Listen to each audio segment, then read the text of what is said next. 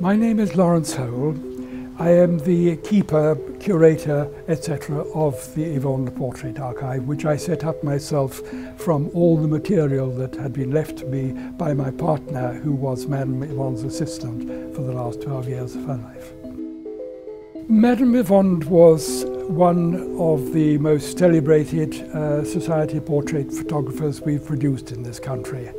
What is probably less well known is her role as a pioneer of colour photography.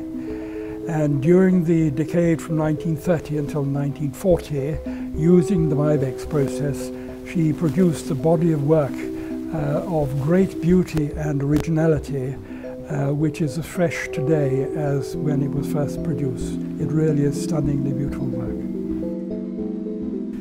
Madame was born into a middle-class family, quite well-to-do middle-class families, in 1893. Her father was a manufacturer of printing ink, and so she became acquainted with colour at a very early age. She was very vivacious, very bright, and with a very, very strong independent streak. She was utterly determined as she grew up that she was going to make her own mark in life. Madame then set up her own studio at the age of 21, set up entirely on her own with money from her father.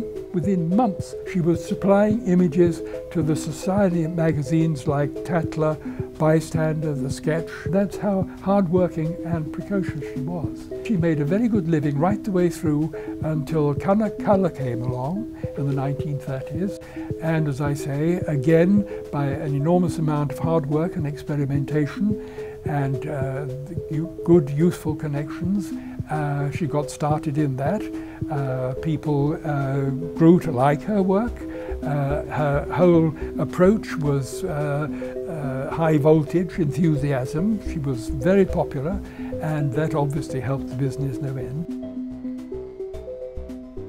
She made a very, very beautiful portrait of an actress by the name of Joan Maud, who had red hair and is depicted with bright red lipstick, a beautiful scarlet dress against a dark red background. So all these different shades of red, all without any of them being compromised by their proximity to the others.